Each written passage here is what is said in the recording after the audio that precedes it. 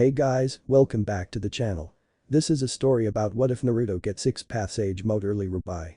Before I start, please support for more amazing content and do consider subscribing to my channel and share this video with your friends. This is written by nanashiX and link in description and support writer. Let's start the video. I didn't realize that saving the world had consequences. The moon was much more than it appeared to be, and when it fell, I knew I had to stop it. I thought I had more time.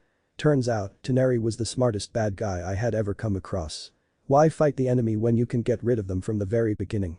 Now, the question is, why is the moon in pieces here? Naruto stood in front of his old silver-haired sensei, idly tugging on the bandages wrapped around his arm. It had been a year since that final battle with Sasuke, the battle which left them both wounded and missing a limb. He didn't know how such an enormous attack only took off a part of their bodies and not incinerated whole. No, seriously. If it had that much power, why not just obliterate them both? The collision of their techniques left a giant god-forsaken crater a mile wide. How in the world did they walk away from that alive, albeit missing an arm? The blonde sighed and ran his hand through his hair, feeling the spiky hair between his fingers. Man, it was getting long. The bangs were growing to the point he was getting closer and closer to his dad's old hairstyle. And he really didn't want to end up flaky. Sorry dad. That was what you were. And if mom said you were, then you had to be. Naruto wanted to get a haircut, he really did. However, he didn't know which style he wanted. He didn't want to look too much like his dad. Yet at the same time, he was used to his spiky hair. Naruto sighed. Taking his mind off his looks, he turned back toward Kakashi, who was standing over a multitude of papers, eyeing them with disdain. The man was rubbing his tired eyes while rifling through everything tiredly. Beside the Rakudame stood Shikamaru, also standing over the papers with a perplexed look plastered on his face. The two of them were lost in their work and seemed to have forgotten he was there. His sweat dropped. Why did he want to be Hokage again? Shaking those thoughts away, he cleared his throat, drawing his sensei's attention and earning a raised hand from him. Sorry about that Naruto, the Hokage said with a sigh.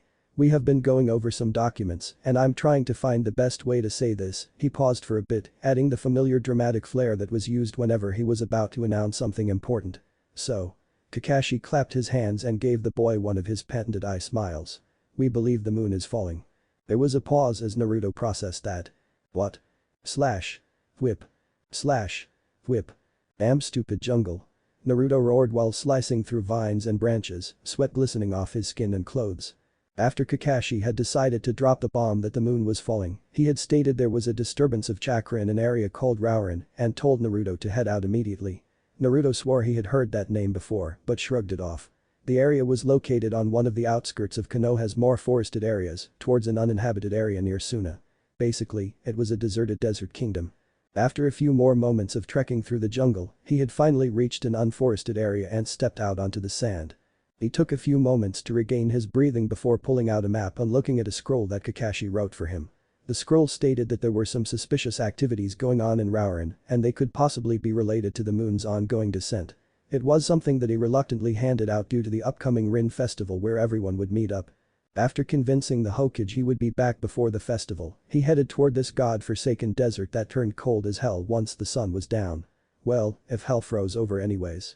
Shivering slightly, Naruto adjusted the green and white striped scarf around his neck to cover his face. He took a moment to gaze at the scarf lovingly, rubbing the texture between his fingers and admiring the feeling it gave him. Before he had left the village, Kakashi presented him with a last-minute gift. According to the Hokage, the scarf belonged to his late mother, who had planned on giving it to him but never could, for obvious reasons. He stared off into the sky, imagining an image of his mother looking down on him with proud expression on her face before disappearing. Naruto smiled back warmly before continuing onwards. He would need to set up camp soon as wandering around in the dark would be counterproductive. As he reached a clearing in the sand, he felt a wave of chakra pass by. It wasn't large, but it felt off. Familiar even, almost like the energy from his 6 paths mode. And if this energy had any link to that energy then he could hold nothing back. Donning his Rikido mode, he allowed his form to be bathed in the comforting energy of his sage chakra, being pleasantly surprised to see his scarf also taking on the fiery qualities of his new form. A quick scan of where the energy output came from and Naruto shot off through the air, all thoughts of setting up camp abandoned. He flew forward and located the focal point before landing. The area was bare and, at a glance, had nothing that really stood out to him. Extending his senses, he quickly noticed that that wasn't the case. While in this form, he could sense almost everything around him, and now he could feel that the area was saturated with sage-type chakra. Naruto took in his surroundings again, doing a more thorough search. It was a large open area with rock pillars that encompassed the clearing. His form was the only light source and gave the temple an eerie feeling. Why the heck did I even come here? Naruto asked aloud. As strange as the output of Sage Chakra was, there wasn't really anything around. Nothing unusual as far as he was concerned. As he stepped closer to the center of the temple, a chill crept down his spine. He quickly turned only to see a young man, perhaps in his mid-20s, with shaggy white hair and pale skin coming out of the darkest corner. He wore formal-looking robes, had closed eyes, and gave off an aura eerily similar to Orochimaru's. What Naruto was more concerned over was the massive amount of green chakra that was coming off of the man. "I'm surprised you were able to locate me," the unknown man started as he slowly closed the distance, just footsteps echoing within the temple. "I've heard many things about you, Uzumaki Naruto. The hero of humanity, they called you." It was here that the man's chakra seemed to explode off his body. "I hate humanity." Naruto looked down in shock as the floor below him started to glow and he became stuck in place. "What? What's happening? Who are you?" Naruto roared as he tried to move. His eyes widened in shock as the glowing grew brighter and he felt his body become lighter and lighter. "I am Toneri." Naruto's vision started to fade as he screamed out to the strange man. He needed to move. He needed to fight. "I am also the end to all you know and love." Stopping near the edge of the circle, Naruto gave one last good look at the man who had captured him. "Goodbye," he started, his words coming out in slow motion, "Uzumaki Naruto." And all Naruto knew after that was a twisting feeling and white light. Ozpin was a prudish man. He would like to believe that he had a plan for anything and everything, even the unexpected. As headmaster of Beacon, he had to make sure that everything was in order and to not look at a gift horse in the mouth. Recently, he had met quite the interesting girl. Her skill with her weapon was fairly impressive for a girl her age. So being the planner he was, the tall white-haired man decided to offer the red-hooded girl a place at his school.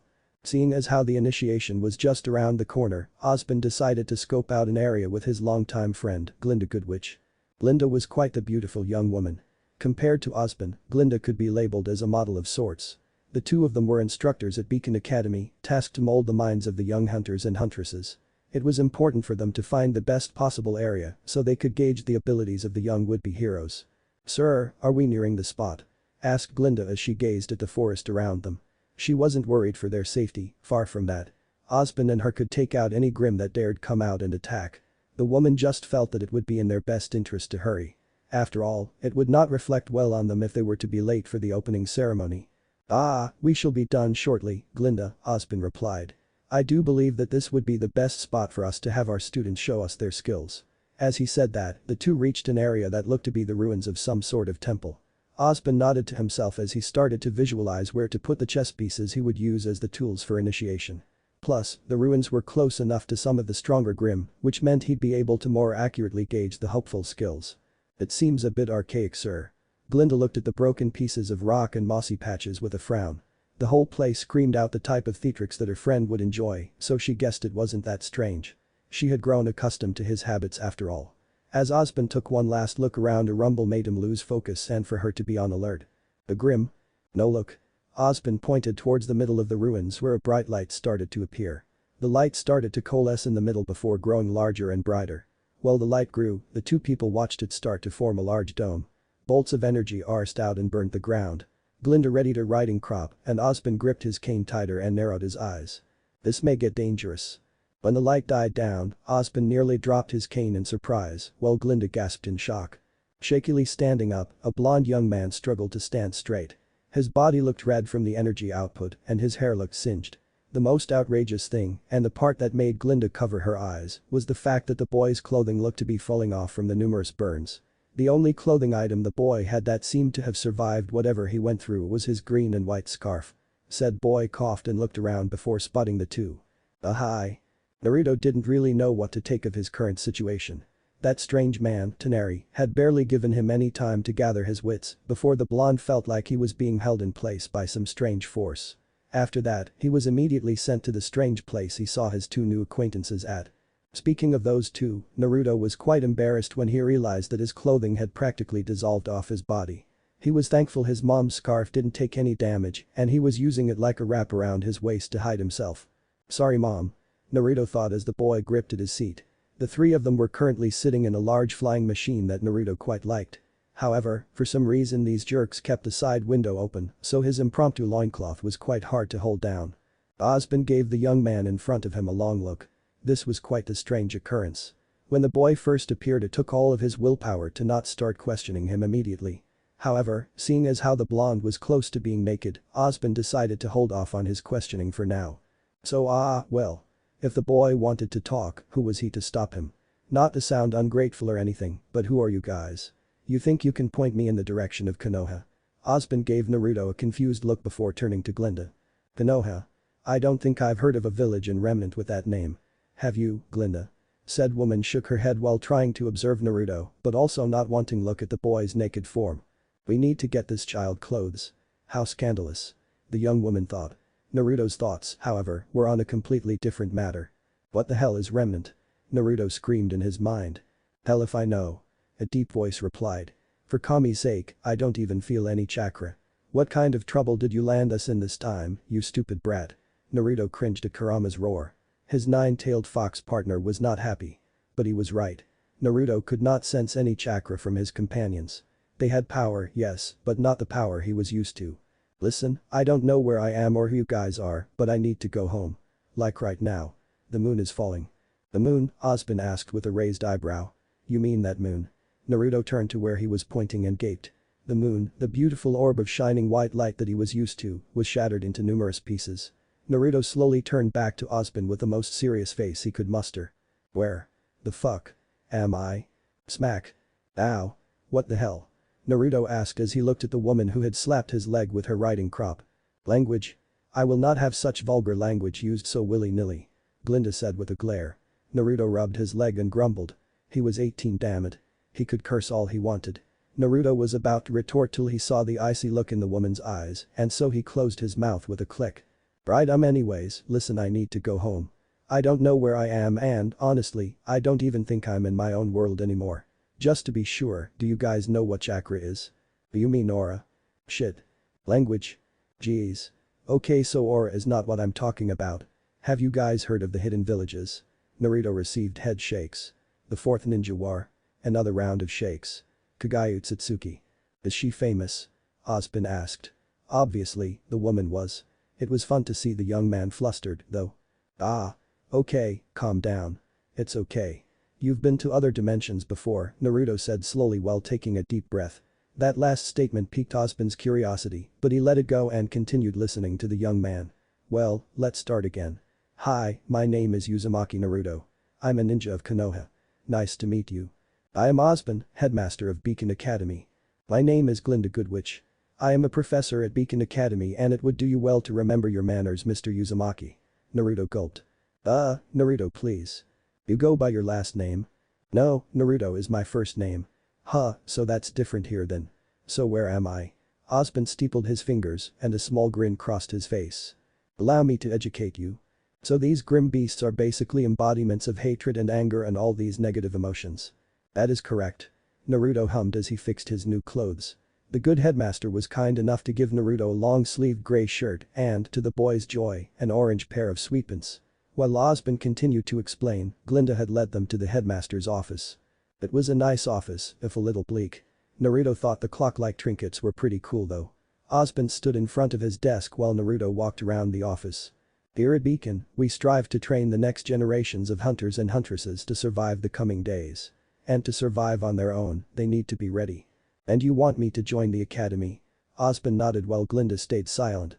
Pass. I've gone through an academy before and it wasn't the best part of my life. But we can make you stronger.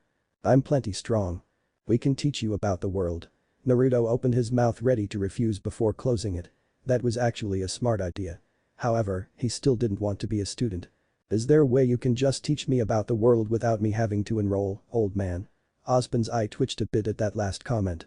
Why do you think I'm old? Naruto pointed at Osmond's head. That is not from age. You sure you aren't in denial? It is natural. Moving on. Glinda, do you have any ideas?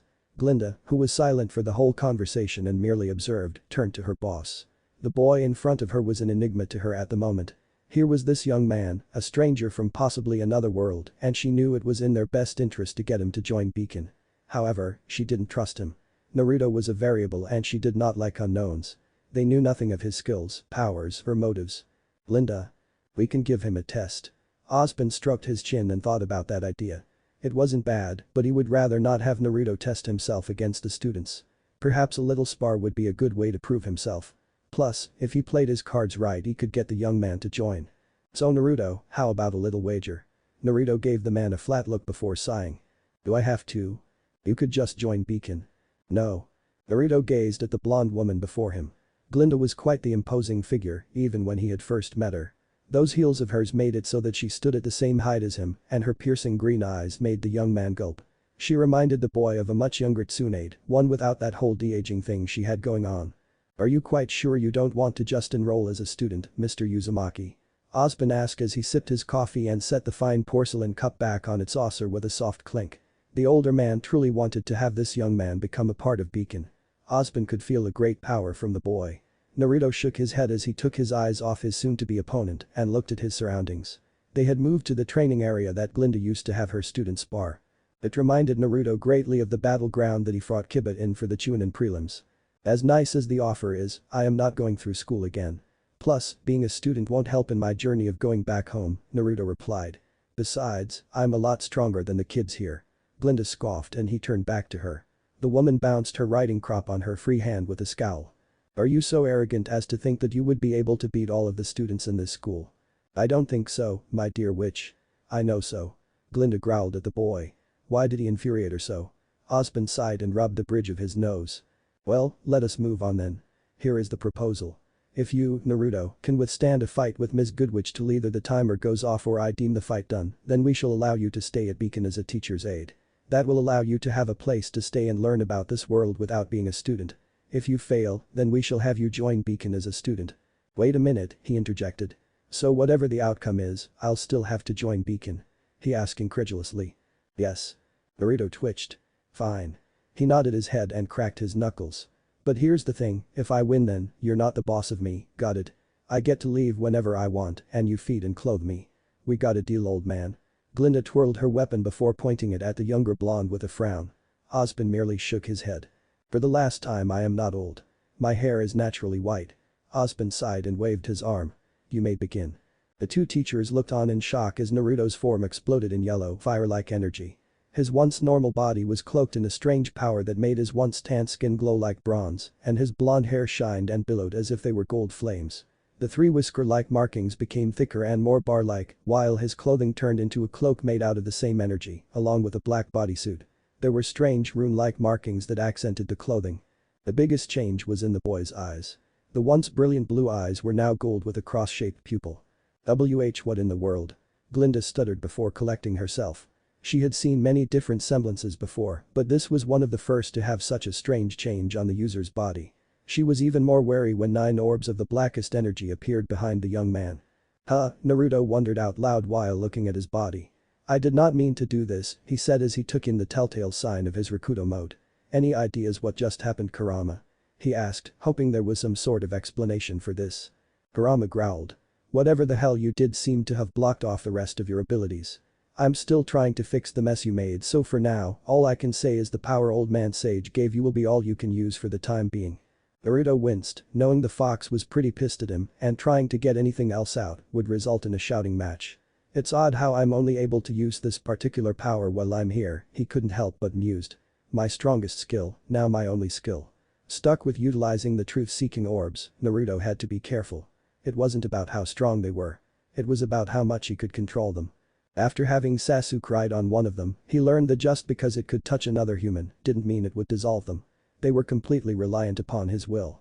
Naruto just had to learn to control them better. Glinda gripped her riding crop tightly before manipulating the large pillar that was right behind her. She sent the projectile zooming towards Naruto, who casually sent out one of his orbs. The sphere grew in size and seemed to swallow the pillar. There wasn't even dust left.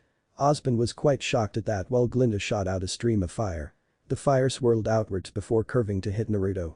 Naruto flicked his wrist and sent another orb to annihilate the fire, but was shocked when the two attacks clashed and his attack merely sent Glinda's veering off course. Glinda was pleased when she saw that her aura attack wasn't swallowed by the other blonde's attack and sent multiple needles of ice out. Naruto quickly jumped backwards and then created a large shield for all the ice attacks to bounce off from. A frown marred his face. Whatever elemental attacks the people here used, they weren't chakra-based. The frown quickly morphed into a smile. That meant that these people could actually put up a fight. Wonderful. Naruto landed and quickly morphed 2 of his 9 orbs into his sage staves and rushed toward his opponent. Glinda's eyes widened and she immediately sprang backwards while summoning a torrent of ice spears. Naruto batted them aside and started to engage the woman in hand-to-hand. He could immediately tell she was more of a long-ranged fighter. Glinda growled and shot a large bolt of lightning out and Naruto manipulated a few orbs to reroute the attack. Ozpin quickly ducked as the bolt shot right over his head. "Sorry, dude," Naruto called out as he continued to attack Glinda. The headmaster coughed lightly and sipped his coffee. That was close. Naruto had to jump back as a large spire of stone sprang upwards. Deciding to test out a new technique to try and end this little battle, Naruto changed his staves back into spheres, while Glinda summoned a horde of purple arrows made from some unknown energy. He summoned the truth-seeking orbs in front of him and they started to spin, with 7 orbiting too. "Truth-bearing spear," Naruto roared. The 2 middle spheres glowed before extending out into a beam, while the other orbs spun faster and let off bolts of gold energy. Glinda gaped in shock as she was enveloped by the beam. After a while, he ended the attack and grinned. He had made it so the orbs wouldn't disintegrate humans, just knock them out. As the smoke from the disturbed area settled, Naruto and Ozpin dropped their jaws in shock. A soft crash was heard as Ozpin dropped his cup and Naruto's sage mode dispersed. The reason for their shell-shocked state. Glinda was sitting on the ground, one arm covering her exposed breasts, the appendage pushing her already large bust upwards. Her other arm was held between her legs trying to cover her dwindling modesty as her black panties slowly dissolved into nothingness. In place of the once strict and strong-looking woman now sat one of the most erotic sights Naruto had ever seen. Naruto and Ozpin looked at one another and, slowly, both saw a small trickle of blood falling from the other's nose. Well, that happened. Chapter 2. Initiation. Ugh, what hit me? Naruto could hear light beeping to his left and he could also feel something cool prickling his hand, right under his palm. But the worst part was the smell. Goddamn disinfectants. Now he knew where he was at. Only 2 places had that smell and he's pretty sure he wasn't in one of Orochimaru's labs. And the second was his personal hell. A hospital. That cool prickling. Likely a damn needle. Naruto groaned and turned to his left as his eyes focused slowly. His bright blue orbs quickly grew wide as he saw the beaten and battered form of Ozpin by his side. The silver-haired man currently had a slight frown on his face as he sat up on the bed he was previously resting in. "I see that you've awoken," the man said quietly as he grimaced trying to raise his coffee cup to his lips. It didn't work and a slight hiss of pain came from his lips when the brown substance fell onto his chest. It was a true testament to just how injured the man was. "Yeah. What the hell happened?" Ozpin was silent and merely stared ahead with a distant, a haunted look in his eyes, as if he'd seen something that terrified him to the core. "Old man, what happened?" "I'm not old," he responded, coming out more as a reflex than him actually saying it. Naruto grunted in annoyance and turned to look at the area he was in. Just like he had thought, it was a hospital area. White walls, curtains, and strange beeping machines. Naruto sighed. The boy kept looking around till his eyes came upon one of the most frightening sights he'd seen in his entire life, a sight that will haunt him until the end of his days, and that's saying something. There, next to the window, stood a now fully clothed Glinda Goodwitch, a Glinda Goodwitch with the frostiest, most menacing-looking face that Naruto had ever seen, literally. Even Kakashi might cower under it. "Ah, now it's coming back to me," Naruto muttered. He stood up slowly and saw something in his peripherals. He quickly turned and lost track of what was in his blind spot, but a flash of movement in the corner of his eye quickly caught his attention and made him turn around. His mouth dropped a bit as he saw 9 black orbs bobbing up and down in the air. They seemed to float for a moment before heading back to orbit around the blonde's back. Naruto blinked rapidly before looking at his skin. It wasn't glowing, and his chakra wasn't covering his whole body. He looked back at the truth-seeking balls and poked at one. It rippled and he found that it was in fact one of the spheres that would normally appear while in Rikido mode. They did not disappear. He looked towards Glinda whose jaw was set firmly in a scowl. "After our little incident, you seemed to have powered down from whatever form you were in, but those things did not leave," Glinda seemed to hiss. Well that's odd," was all Naruto could say. He turned toward Ozpin who was carefully getting off the hospital bed with a groan. "Yes, well, after that little test, it would seem like there are some things that need to be straightened out between us," Ozpin started. "Welcome to Beacon, Mr. Uzumaki. We will have you fitted for your school uniform as soon as possible," he said with a smile. "School? Say what now? Your uniform? As a student, you must wear a uniform." "Oh hell no, old man. I am not a student. Did you not just witness me destroying her?" Naruto yelled while pointing at Glinda. "Yes. You were a little excessive, don't you think?" "I didn't want to become a student," he explained like it was the most obvious thing in the world. Go big or go home. Yes. However, while you may have been winning in the beginning, Ms. Goodwitch here knocked you out. What Naruto didn't notice was the twinkle within Ozpin's eyes as he saw the golden-haired teenager squirm under his teasing, though the amount of self-denial he was in helped. She knocked you out too, you know. Well, yes, ahem, he reluctantly admitted. In the end, you were getting a sound beating, and our wager needed you to win if you didn't wish to become a student, said Ozpin as he hobbled towards the door so that he could go back to his office. They still had the initiation for the new students to work out. Ah, the pains of being the headmaster. I won. She was down and our battle was finished, Naruto reminded them. He was figuratively grasping at straws now. Ah, but then she started to beat you. She beat you too. Are you serious? Glinda watched as the two perverts went back and forth, her anger slowly abating as the two idiots argued. I would say that between the two of us, you were the one more severely. That woman was about to stick her riding crop up your, Naruto was cut off as Ozpin quickly shushed him. Alright. The man said as his face turned to Shen. The man sighed and limped over to stand next to Glinda, but the woman noticed that he stood further away from her than he normally would have. You are not being enrolled as a student, but I would like it if you would still agree to becoming a teacher's aide, he compromised. I would be more than happy to teach you about anything you'd need. Naruto grinned at his victory, and the Gudadama seemed to emulate his happiness as they bounced quickly. He turned to the floating balls and tilted his head. What the hell? Naruto reached out to touch it when he felt a sharp pain across the back of his head. Son of a bitch. Naruto cursed and turned to the source. Glinda glared at him and tapped the riding crop on her palm. What was that for? Cursed, you've cursed numerous times. I have said it before. I do not allow vulgar language. Glinda said sternly. Her eyes suddenly narrowed dangerously. Second, you know what you did.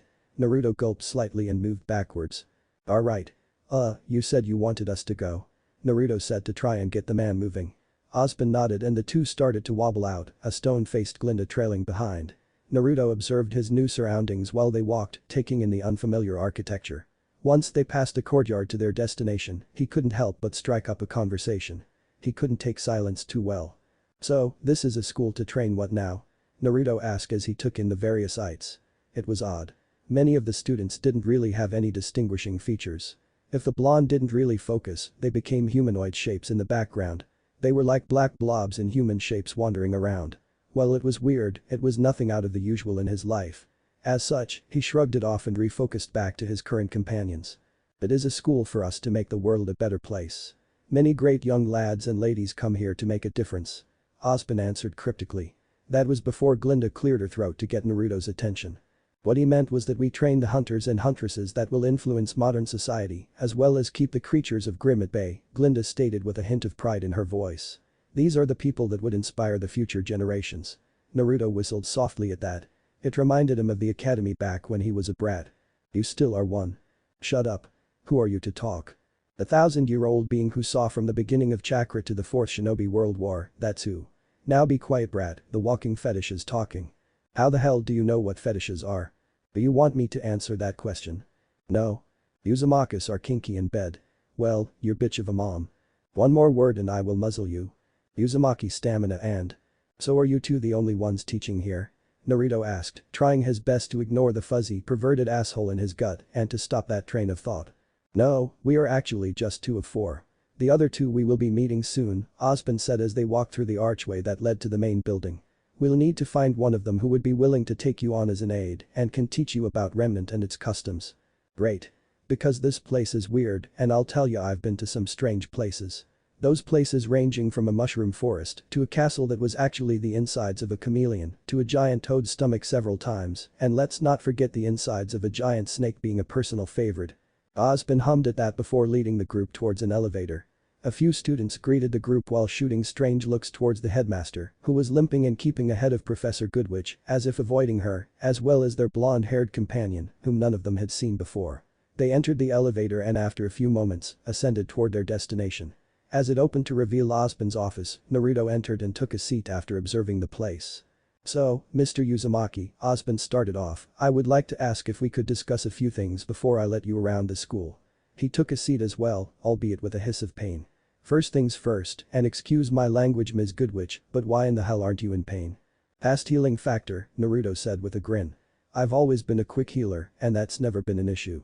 No words can describe how much I loathe you right now, Mr. Uzumaki.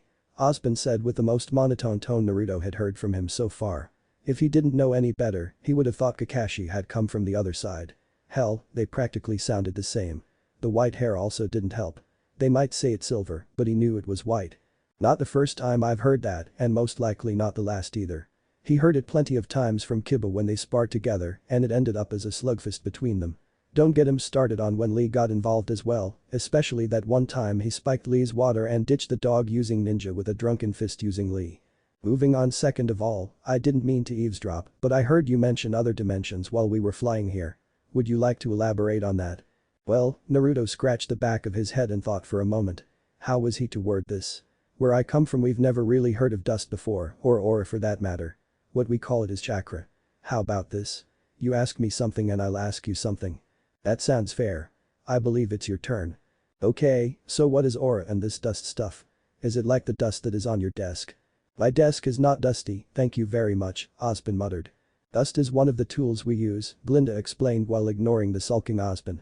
It is energy that has become crystallized. We use it in conjunction with our aura. Before I go into aura, let me show you this. Glinda pulled a shining red diamond from her breast pocket and held it up. Naruto gazed at the stone and was surprised when it started to levitate in the air. The crystal then burst into flame. How did you do that? I didn't see any hand signs. Hand signs? Osban thought as Glinda blew away a cloud of sparkling red dust and looked at the blonde boy again. That was a dust attack. We use our aura to activate the type of dust we have and it becomes an elemental attack. Glinda then went over to one of the bookshelves in Osban's office and pulled a small chest off of it. Setting it down, Naruto was greeted to multicolored crystals when the woman opened the lid. Each colored crystal corresponds to the element it is. The colors are fairly self-explanatory. Red means fire, blue means water and so on. Naruto picked up a yellow one and held it up. If the color coordination was right then this was most likely lightning. He put it back and was a bit marveled on how beautiful the crystals looked. They seemed to bounce light off making a rainbow-like pattern above them. Heck, he could see his own reflection in them. Dust comes from nature itself. It is the energy from the world given to us to help the growing battle against Grim. We still don't know too much about it, but we like to think that it is a gift from Mother Nature. We use it in conjunction with aura. Before we explain aura, Osban cut in, how about our turn? So, Mr. Uzumaki, you stated that where you are from, dimension or otherwise, you can use chakra. What is that? Is it a form of energy? He asked. First, can you please stop calling me Mr. Uzumaki? It sounds way too uptight. I will not, Osban said shortly with a grin. Naruto huffed and narrowed his eyes at the man. Bastard, Naruto whispered while glancing at a frowning Glinda. Okay, so from what you guys were saying, dust is a type of attacker element that you can control, right? That is correct. And you control it with aura. Well, we have something similar from what it sounds like. Chakra is a type of energy in one's body. We mix spiritual and physical energies to make chakra. It is tied to one's life force, so if you use too much of it, well, Naruto slid his thumb across his throat and made a coughing sound. Yeah, so it's best to try and understand how much you can use. Would you mind showing us an example? Osban asked. Naruto nodded and stood up while holding his right hand out. I show you mine, you show me yours. Naruto said to Glinda, who huffed. Mind your tongue. Glinda growled before looking at Osban. Said man nodded and the woman stood in front of Naruto. She took a deep breath before a white energy started to waft around her. Naruto whistled quietly as red, blue, yellow, and different colors blended into the energy cover. This is aura. People normally have a set color that is more connected to their personality. You have a lot though.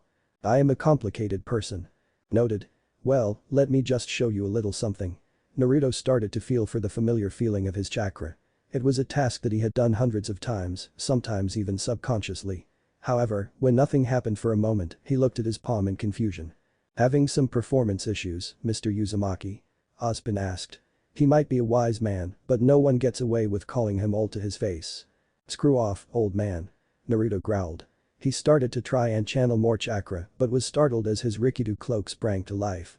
Even though he only tried to get enough chakra for a Rasengan, Naruto was shocked to see the black and orange flame-like chakra of his yang cloak surround him. Ah. So this is chakra. I take it that the form you're using is a chakra form? Glinda asked as she released her grasp on her aura. The black orbs that she had come to despise bobbed and spun around the boy, almost excited that Naruto was in this empowered state. What? No. I mean, yes, this is chakra, but not the type I wanted to show you. This is different. I thought me going into this form last time was a fluke. Kurama. What the hell is going on? Working on it. Figure it out. Glinda and Osmond observed the boy while he was currently having an internal argument with his tenant. She walked close to the boy, careful to avoid the floating orbs, and put her hand close to the other blonde. She was a bit shocked at the comforting warmth that Naruto gave off. She actually wanted to get closer to it. Just as she reached closer, Naruto deactivated the cloak and closed his eyes. All he wanted was a simple Rasengan. As the shinobi reached for his chakra, he was shocked to find that he couldn't access it. He could sense the chakra inside him, it was there coursing through his network. However, when he tried to pull it, nothing would happen. He tried harder and felt resistance. Finally, the resistance let out and a rush of power flooded his body. When Naruto opened his eyes, he was expecting to see just a swirling sphere of chakra in his palm. He was quite disgruntled to see the familiar flame-like chakra once more in addition to his Rasengan. "Oh, now that is quite interesting," Osmond said with a hint of awe as he examined the spinning globe of energy. It was quite the tantalizing sight to behold, mesmerizing even. "Yeah," an inattentive Naruto replied. Yeah. This is chakra. So basically we use chakra to do a lot of things. You can walk on walls and water. Manipulate the elements like you guys do. Hell, the possibilities are nearly endless. It's just, problem. No, it's fine. I'll figure it out." Naruto reverted back to his normal state and stretched his body out. After a moment of contemplation and breathing, he tried to access his chakra. He again felt that resistance and once more immediately pushed through it. He had to hold back a curse towards the white-haired asshole that sent him here. Who the hell did he think he was? In fact, what the hell did he even do? Naruto growled as he went back to his base form again from his Rikido form. This was not good. Glinda and Osmond watched in fascination and confusion as the young man in front of them cycled between looking normal and then erupting in fiery warmth. Finally, Osmond had seen enough. "Mr. Uzumaki. Is something the matter?" "I don't know," Naruto replied. "Look, you are seeing chakra, just not well. I'm not supposed to be glowing every time I try to use it. Something must have happened when I got here."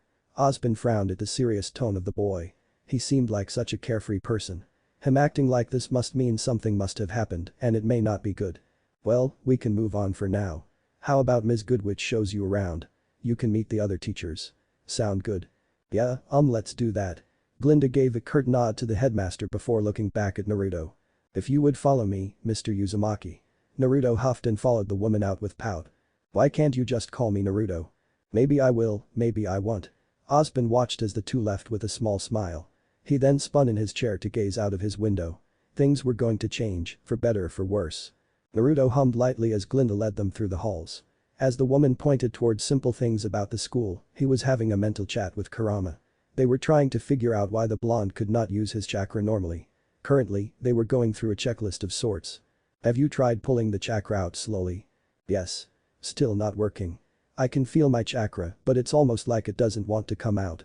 Chakra is somewhat sentient. It fluctuates with different emotions, so maybe a part of you doesn't want to use it." "Wait, chakra is what now?" "Sentient, you imbecile. It's somewhat alive." "You lost me." "It's living." "Sweet Kami, you're an idiot. Even Kushina had more brains than you." "Screw you, Fox. Just tell me what the hell went wrong." Alright. Listen, brat, chakra is the life force of shinobi. When you received the Yang seal from the old man, you should have been given the ability to understand how chakra works. Right? Yeah. I'm not sure how it works, but I know how chakra works when I focus. Okay, that answer isn't stupid in the slightest. The sarcasm in that reply was palpable. Literally, he thought he saw a sound bubble appear near the seal on his midsection. Naruto growled slightly before focusing on his chakra once more. While Glinda led Naruto into the school, the boy searched within himself. He searched within his chakra pathways and saw the yellow energy coursing through his system. As he looked upon the chakra, he did his best to try and ebb it through his body. He used his knowledge given to him by the sage to try and understand what was happening. To his shock, Naruto almost believed the chakra had sealed itself, like it had retreated deep into his system through its own volition. Naruto took a deep breath and tried to pull out the chakra from its dormant state. As he pulled and pulled, the blonde noticed that he was starting to feel the familiar feeling of his Rikido mode appear. Naruto stopped pulling and the feeling stopped. He pulled again a little more and his skin started to glow. The boy frowned at this. "Boy Kurama, why is my chakra locked to my Rikido form? I'm looking into it, I honestly don't know, but I'm worried." Naruto was not liking what was happening. His chakra was acting weird and this was a totally new place. To the boy's surprise, one of his truth-seeking balls came close to his face and seemed to nuzzle it, like it was comforting him. The other 8 orbited around Naruto almost like they were being protective. Naruto gave them a small smile and continued to walk.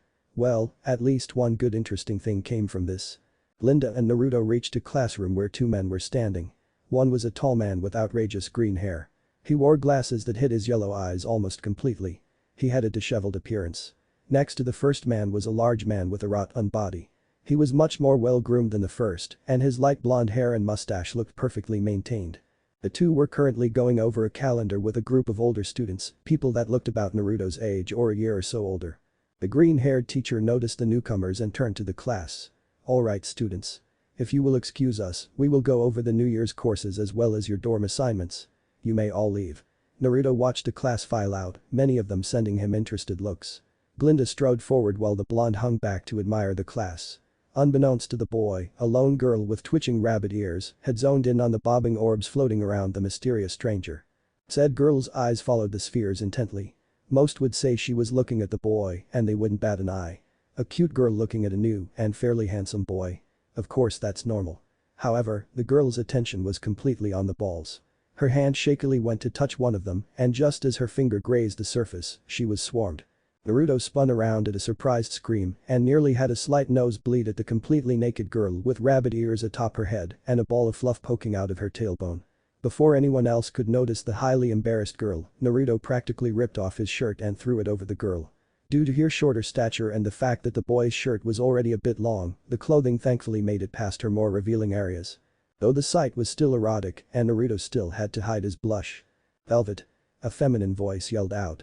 Naruto turned toward another girl. He could tell this one was quite angry, even with the sunglasses hiding her eyes. "What the hell did you do, you sicko?" I didn't do anything. I don't know what happened, I swear," Naruto said, trying to appease the raging girl in front of him. The girl lifted her bag and was ready to swing it forward. "Biwa Koko, it wasn't his fault. I touched whatever it is that did this," Velvet said. She tugged at her shirt feverishly to try and make sure it hit her womanly parts. By now most of the students had already filed out, so it was just her team left. As thankful as she was, this was still extremely embarrassing, especially since someone she'd never met saw her naked. The thought made the poor girl blush to her ear tips. The now named Coco held the rabbit girl close and comforted her. No, Velvet, it's okay. This guy's probably some sicko perv. And he needs to be taught a lesson. As much as I agree with you, Ms. Coco, this was, unfortunately, not Mr. Uzumaki's fault." Naruto turned to Glinda as she stood next to him.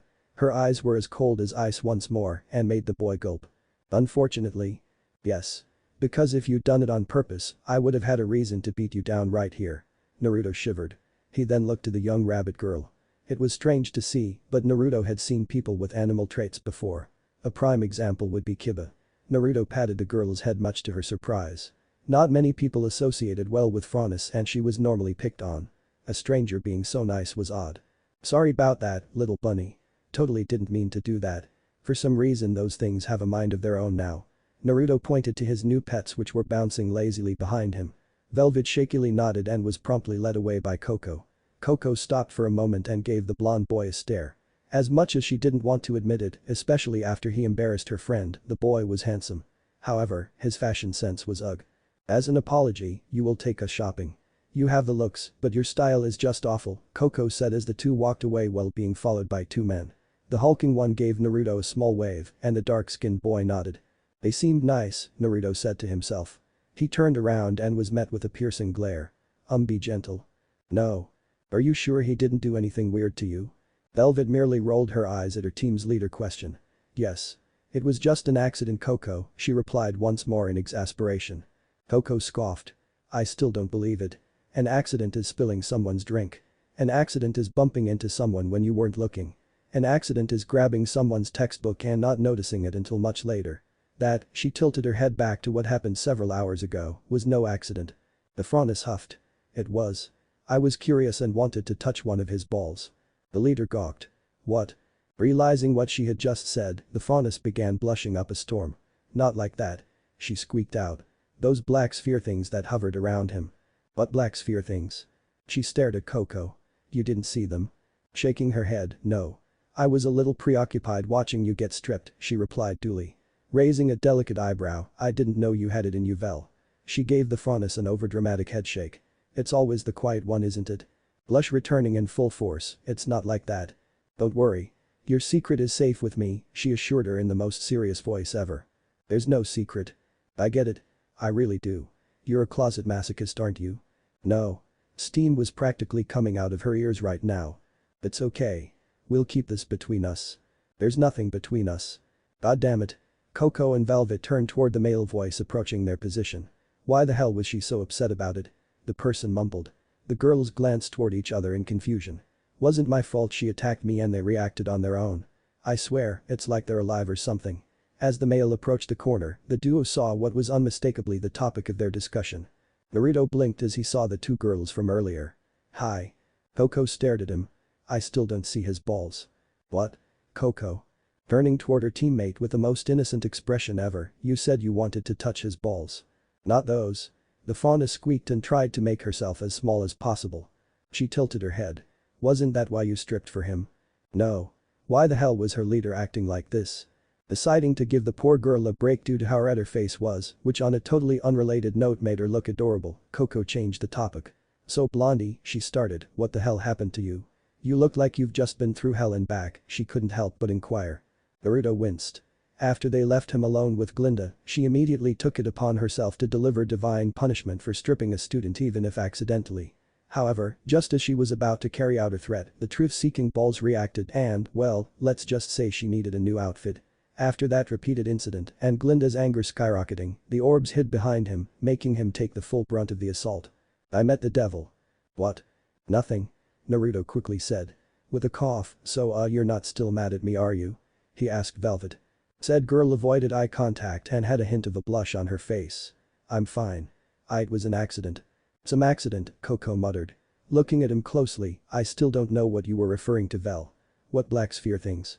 As if on cue, the black spheres peeked out from behind Naruto, as if checking if the coast was clear. Seeing that it was, they resumed their position behind him while bouncing up and down. "Oh. Those balls." Glaring at her with dusted cheeks, "Yes," replied a flustered Velvet. Coco merely shrugged. "Anyways. You still owe us a shopping trip," she reminded him. He merely shrugged. What happened in the next several hours was something Naruto would never forget. They immediately headed out to the closest mall, and the moment they did so, Coco disappeared within the aisles of clothing, leaving him and Velvet in awkward silence. The moment she came back, she had loads upon loads of clothings with her, making him regret his decision. Before he could get a word in edgewise, she threw him into the dressing room with a pile of clothes and told him to try them on. And so he did. For the rest of the afternoon going into the night, Naruto could have sworn the girl was some sort of sadist. He also had a feeling she was doing it mainly to get back at him for the Velvet incident.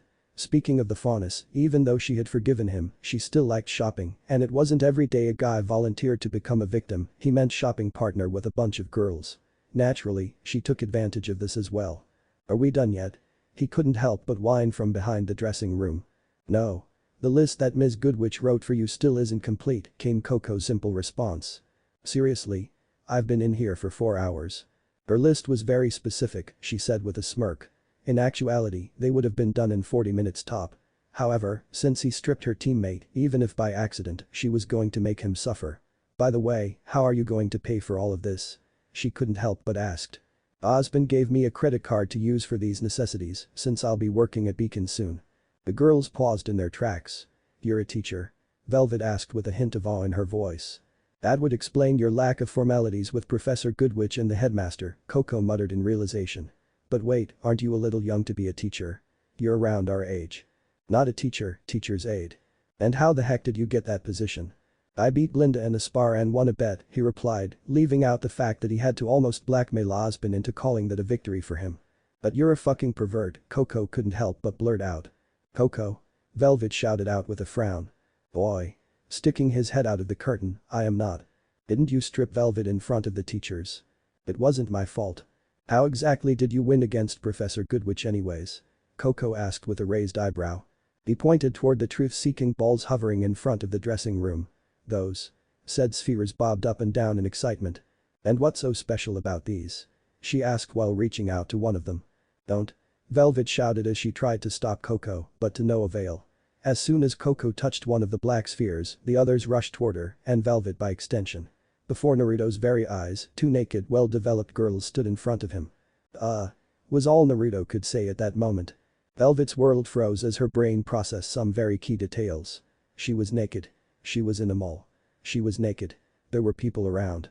She was naked. Naruto saw her naked again. Also, she was naked. As those key details circled themselves within her head, she did the one thing she could do. She tackled Naruto into the dressing room in an attempt to hide herself. Coco, who was in a similar state, did the same thing moments later following the Fronis's example. What the hell, man? Why did you do that for? Coco hissed with a small blush plastered on her face. It wasn't my fault. These things have a mind of their own. Naruto defended himself. This is the worst day ever. Velvet complained with reddened cheeks. If it's any consolation, you're both beautiful, he said to try and avoid another female's fury. Not now, you goddamn pervert. Coco nearly shouted but didn't due to the fact she didn't want anyone discovering them like this. Idiot, Velvet muttered. But thanks, she whispered. Her leader merely gawked at her. Are you serious? Hey, Naruto said, drawing their attention. We're in the mall, why couldn't you have just grabbed some random clothes to cover yourselves? He pointed out. The two stared at him.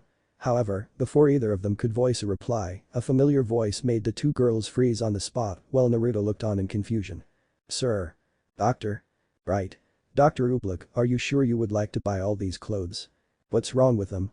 He inquired. It's just, well, they're all exactly the same, replied the clerk. I like things plain and simple. He replied back. Just set them down over there if you don't mind. Naruto, Coco, and Velvet waited with bated breath, praying to whatever god or goddess out there that Dr. Oobleck wouldn't choose their dressing room out of all the others to change in. Sadly, their prayers went unanswered as the doctor opened the curtain and saw the trio. Oobleck stared at them. This isn't what it looks like, came the response from Naruto.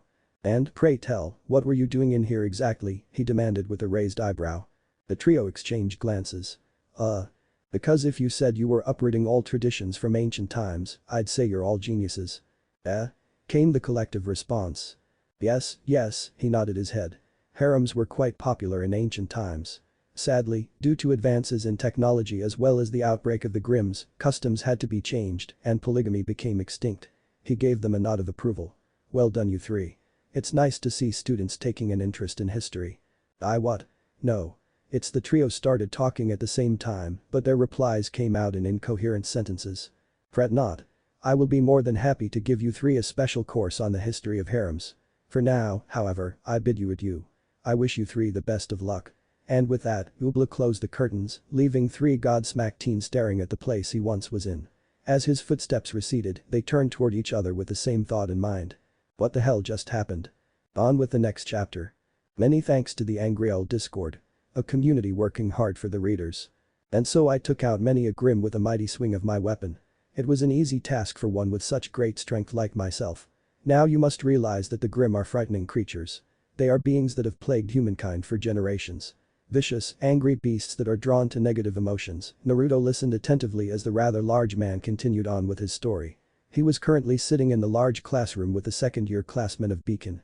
However, instead of being in the lecture desks, the blonde was seated at the front. The other teachers were also in the lecture hall, their attention anywhere but Professor Port. Glinda was standing next to Ozpin, who was next to the exit, and Oobleck, Aka the good doctor, was walking around the hall with a cup of coffee in his hand.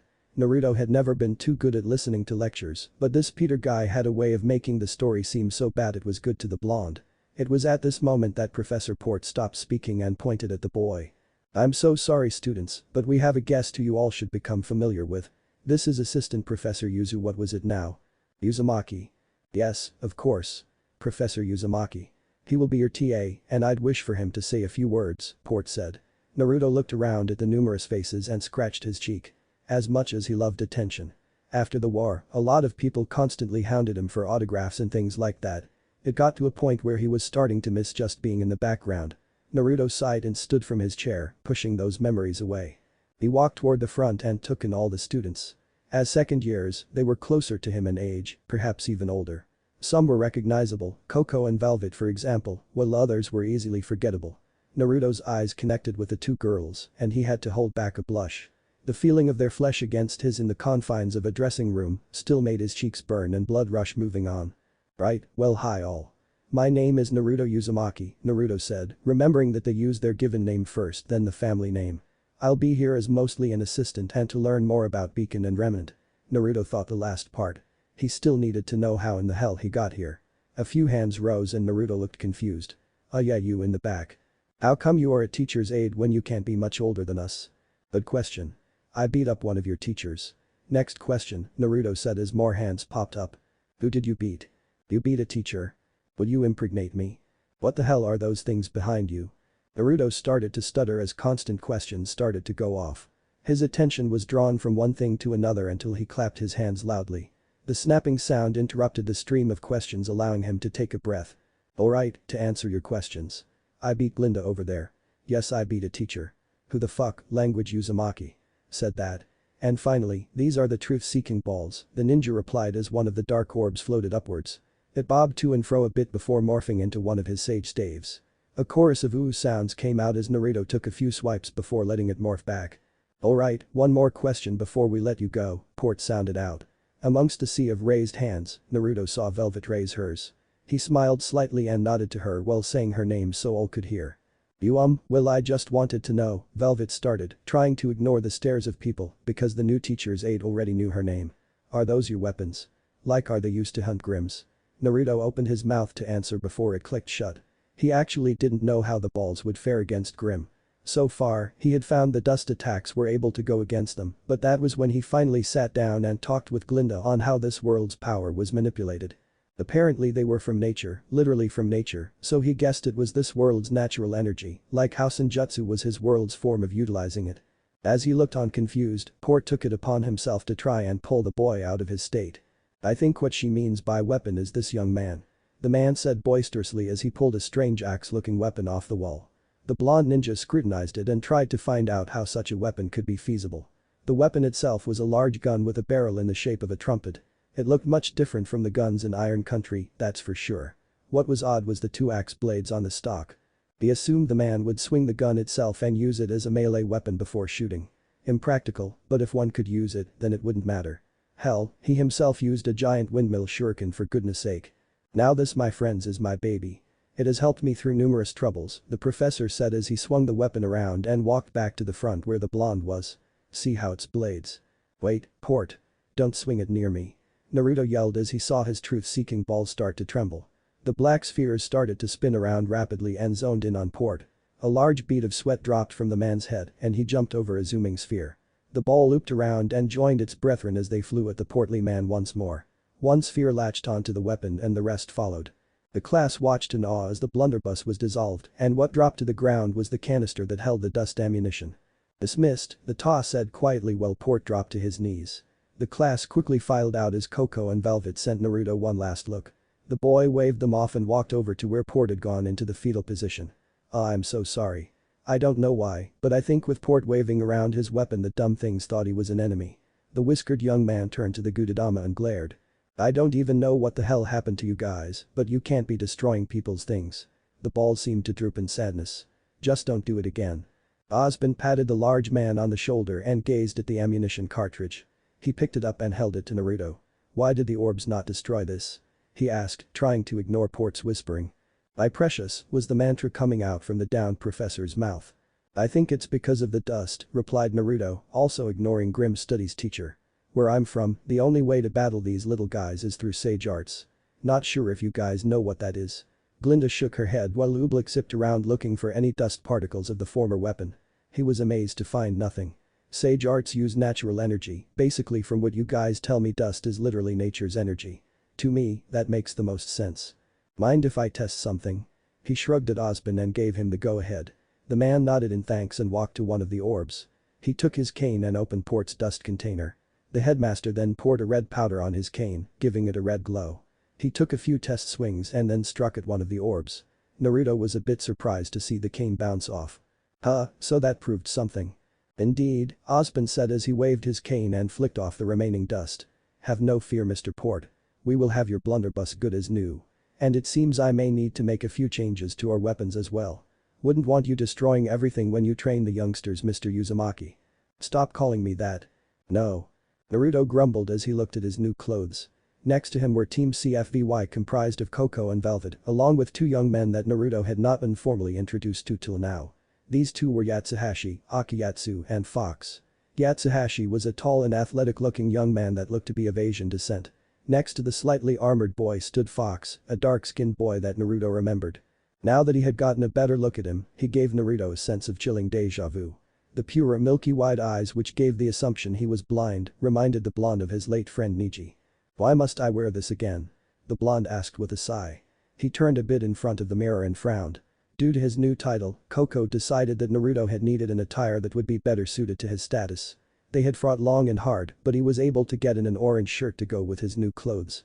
He rolled up the sleeves to his blazer and orange button-up shirt and loosened the black tie. In retrospect, the boy had to admit he looked pretty nice. Black and orange were definitely his colors. Because your current clothes were basically sweats and you needed to look the part.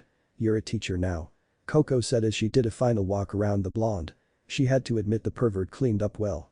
She was a little annoyed that he had decided to ruin the prim and proper look, but the rugged look did suit him. I guess. Well, no use in complaining.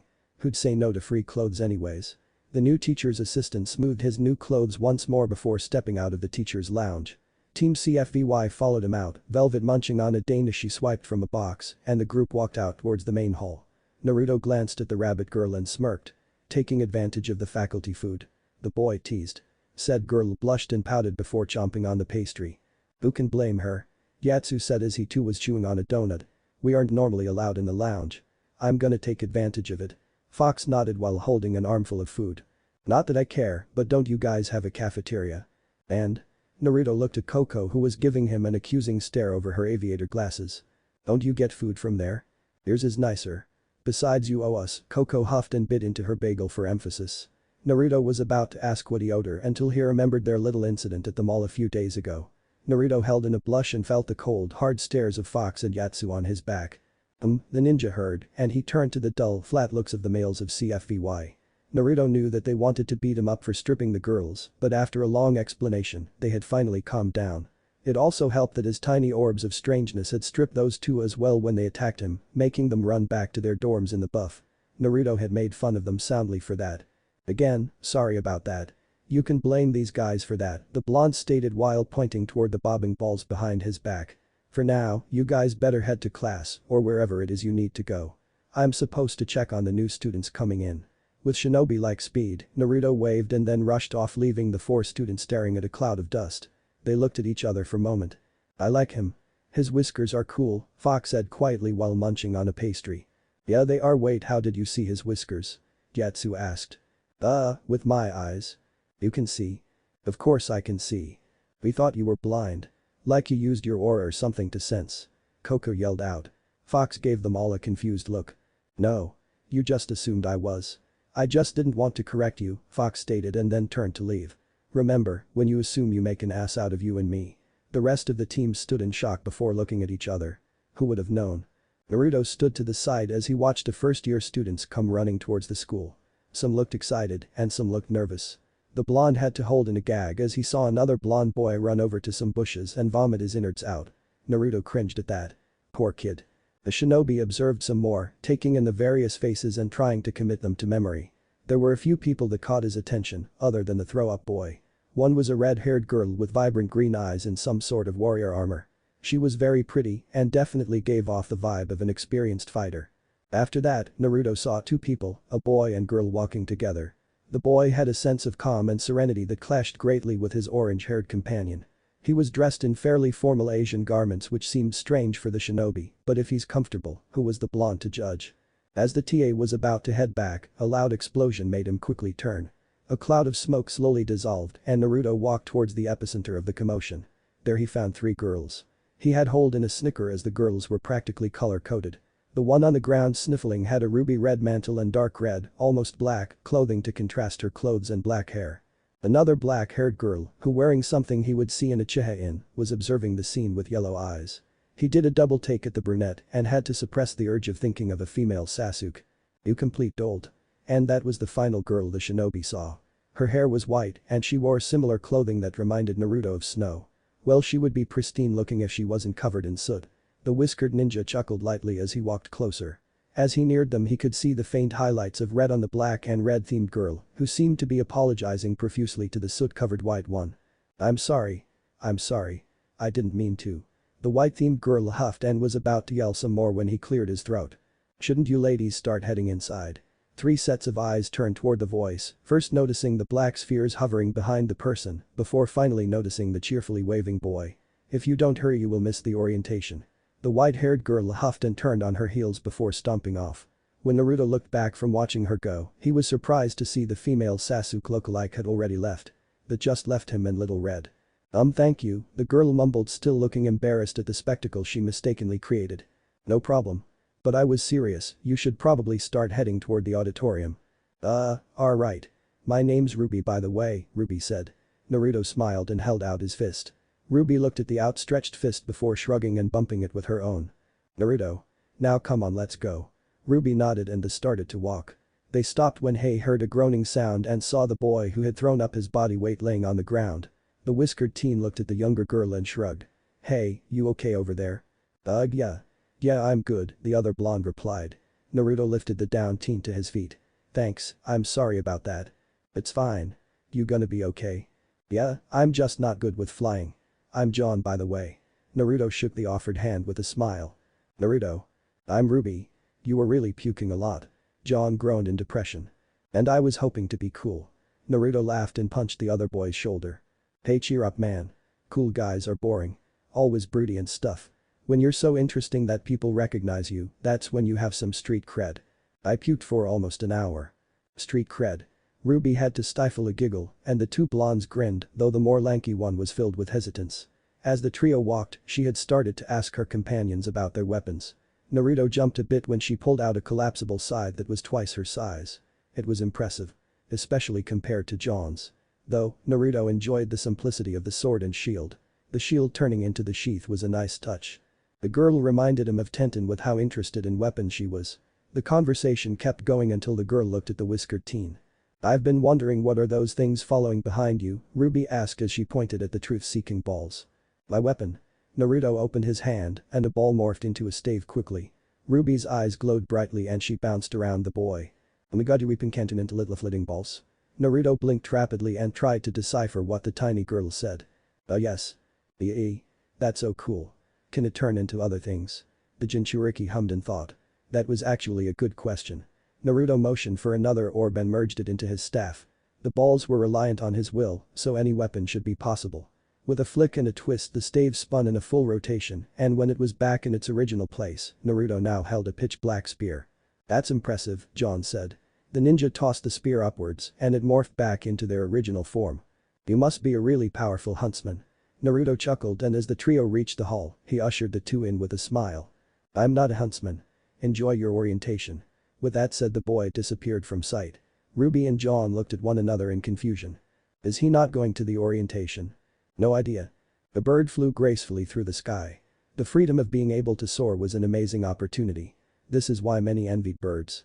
Said Blue Jay gracefully glided through clouds until it spotted something strange. A splash of orange and an otherwise endless blue. The bird headed towards the anomaly and found some yellow mixed in with the orange. When it was finally close enough, the avian settled into the yellow. It looked like a nice place to nest. Naruto felt the bird nestle itself into his hair and sighed. This was like the third bird that had used his hair as a nest and he didn't know whether to be amused by it or offended. He was currently using his orbs as a platform and was sailing across the sky above.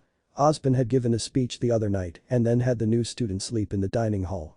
Considering everyone was still new and wasn't assigned dorms, it seemed like a giant sleepover. He had no desire to sleep with that many people, so he just used the med bay until he acquired a permanent room. Although the blonde wasn't hoping to stay here forever. The moon falling was still a big issue and he could only hope Kakashi and Sasuke were able to take care of it. As he continued to think of his own home, the black platform slowly brought him toward a balcony. When he was closer, the ninja halted its movements and observed Glinda and Ozpin watching a screen. He watched as the first years made their way to the temple grounds, the area the blonde had shown up in when he first got here. Currently, the teachers were watching as John and Purah woke up a large scorpion-looking creature with bone-wide armor and a sickly yellow stinger. The thing was quite large, but nothing a toad summon couldn't deal with. Speaking of, he would have to check on that. Naruto jotted that on his to-do list and stepped off his foothold and willed his other truth-seeking balls to form stairs on his way down. Is this test really so hard? Glinda jumped a bit in surprise and glared at the boy. He gave her a grin before looking at a relatively calm Ozpin. It is hard, but not deadly, because the Grim here aren't too strong. If something very powerful were to appear then the teachers would take care of it. The blonde shinobi hummed at that and changed his steps to spheres once he reached the ground. He still wasn't too sure what Grim were, but Oobleck's explanation did help some. It seems that 3 large Grim have been awakened. I wonder how those who still need to pass will handle this, Glinda said as she pointed toward the screen. It seemed that 8 students were being surrounded. There was a large bear-like Grim, the scorpion one Naruto had noticed earlier, and now a bird one. I'm sure they can handle it. As you can see, the group seems to have been able to best the Ursa. The blonde shinobi hummed as the large bear monster died with a loud girl jumping off it. Nor was her name if he remembered, and she was partnered with Ren, the calm Asian. The shinobi was able to now get an idea on who everyone was. Apparently, the white-haired girl that was sneezed on was called Weiss, and the femme Sasuke's name was Blake. The blonde had to question how the blonde girl with the bodacious body was Ruby's sister. If he heard correctly, her name was Yang. Wait, red, white, black, and yellow, holy crap, their names are basically color-coded. Naruto held back a laugh and continued to watch the feed. It was interesting to watch the freshmen fight. He still had to marvel at the intricacy of the weaponry here. Almost everything doubled as a firearm. The technology was ahead of his. The elemental nations were just starting really dive into the sciences, and since Kabuto was no longer evil, the other sage had been working on evolving the science departments. The blonde was brought from his thoughts when he saw Ruby rush forward to attack the scorpion. He frowned at the girl's brashness. It reminded the ninja of himself when he was younger, and that never ended well. He had Kurama as his saving grace when he was dumb and got hurt. He was pretty sure Ruby didn't have the ability to heal. Do these things have names? Yes. The scorpion Grim is called a Deathstalker. It is very dangerous and the stinger can paralyze. The bird is called a Nevermore, and as you saw, it can shoot its feathers, Glinda explained. We are hoping the groups can work together to either defeat the Grim or escape. Well, they seem to be doing a good job. Although, is that Nora girl flying on her hammer? Yes, she is. Awesome. Naruto was quite pleased with how the first years were faring. John's little group was taking care of the Deathstalker, while the Color Brigade was fighting off the Nevermore. Actually, let me retract my last statement. What Red did was awesome, he admitted as he saw Ruby stand on a cliff after just beheaded the Nevermore. He had to admit, standing with the wind blowing some loose garment was the definition of badass. Well, that seems to be the end of it, said the headmaster. Let's go collect everyone. Shall we? Osmond stopped mid-speech as a rumbling made the trio turn back toward the screen. The silver-haired man walked slowly to the monitor and zoomed in on the temple. The first years as well seemed confused. They were just relishing their victory when they turned toward the noise. The rumbling stopped and all was silent. Suddenly, a crashing and crushing sound rang out and from the temple grounds as a long, serpentine body rose up. The onlookers looked up in horror as a large dragon coiled its body. The beast itself had resembled something Naruto had nightmares about. That is after Orochimaru had decided to share some things when they all went drinking to celebrate stopping the apocalypse. Who knew the snake bastard was a lightweight? The creature had a long, spindly body with sharp barbs across it. It was probably as long as 2 or 3 Nevermore and the face, he gagged at the face. Dragons would normally be majestic, but the face resembled a snake and a horse having an unholy baby. The white bone-like armor covered its disgusting face and made up the dragon's wings. All in all, he would have thought Kabuto and Orochimaru decided to send him a gift. Oh no. Glinda inhaled fearfully. They were able to see it even without the monitors. They had to get the children to safety, that was the primary goal. She turned to Osmond who had tightened his grip on his cane. This was not foreseen. Why had a grim dragon appeared? Those monsters only came when it felt truly powerful emotion and strength. So why here? Osmond froze and turned slowly to Naruto who was gazing at the beast. It's you. Huh? What did you say, old man? The dragon. It was attracted to you. I'm not sure if it was slumbering or merely getting ready, but dragons only appear when it senses great power and high negative emotions. Are you that filled with anger and hatred? Naruto gulped and looked down at his stomach. Even though Kurama had lightened up through years, the fox was still technically a mass of the anger and hatred of the world. So well shit. There are, things that we may need to discuss. I didn't know Grim were that attracted to negative emotions. They feed off of it. What's going on, Osmond? Why are you blaming Naruto? Glinda asked as she saw the stony look on her boss's face. I scoped this place out a few times before you and I came here. There has not once been a Grim more dangerous than what we saw today. I've heard rumors of a dragon once guarding that temple. I didn't think it to be true. Osmond pinched the bridge of his nose and breathed deeply. Now what do we do? You let me handle it. What? Osmond received no answer as he saw Naruto jump off the balcony. Naruto? Glinda shouted in shock. There was a flash of yellow, and the 2 teachers watched in awe as Naruto grinned at them in all his blazing glory before flying off. He can fly. Yes, he can. Lake wouldn't admit it, but she sometimes wondered why she left White Fang. She could go wherever she wanted, be able to do what she wanted, and it was for a good cause. Well, was for a good cause. However, it was at this moment when she was staring into the soulless eyes of gigantic dragon that she kind of wanted to go back. The group had just finished a long-fought battle and was not prepared to face this grim. So, when a speeding bullet of golden light slammed into its face, a wave of relief washed over them. The dragon roared in pain and dropped from the sky while the shining star fell and crashed. A cloud of dust blew up and everyone had to cover themselves from the blast of wind. When the dirt cloud blew away, everyone was shocked. Naruto shakily stood to his feet and rubbed his head. "Oh sweet Kami, that thing's head is hard," the boy said. The flying headbutt and subsequent drop to the ground had knocked him from Rikido mode, momentarily allowing the students to recognize who had saved them. "Naruto!" Ruby yelled in glee as she ran to the blonde. "Oh my god, that was so cool. Was that your semblance?" "Oh no. Listen, before you ask questions, maybe you should head back to the school before Ugly gets back up." Just as the boy said that, a loud roar pierced the sky. The dragon rose and towered over everyone. "Beep. Go," Naruto ordered. Ruby sprang back and rushed towards her friends. The dragon wasn't going to have this and sent one of its scaly claws towards the girl. "Not gonna happen, pal," roared the blonde ninja as he formed his rods and sprinted in front of the hooded girl. With a mighty shout he slammed the staves at the claw and the dragon screeched in pain. "What the fuck? Why didn't you go poof into dust?" Naruto shouted in disbelief. What the hell was with this place? Why didn't things go puff like back home? The dragon seemed to shake its claw and Naruto saw a crack running down it, oozing green blood. Well, that was progress at least. He sprang forward and dodged another swing from the dragon. Spinning on his axis, the blonde rained down hit after hit upon the claw that swiped him. His spinning top of destruction paid off as the dragon arm exploded and turned to dust before completely dissolving away. The ninja landed and grinned while the grim screeched in anger and pain. "Whoa, this dude is awesome," Naruto heard, and he spun around so quick his neck cracked. There, hiding behind trees was the first-year group, eyes wide in amazement.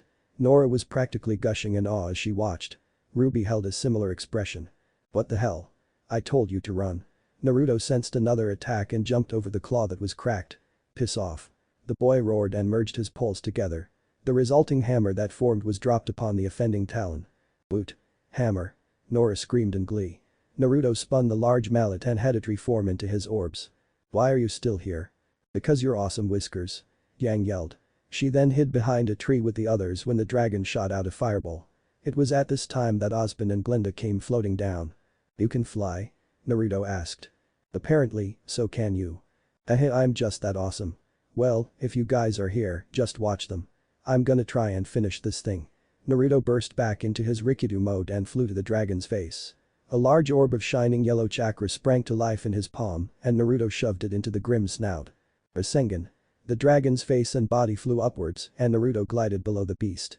7 truth-seeking balls started to revolve around 2 opposite spinning spheres. A crackle of power permeated the forest. "This guy," Ren whispered.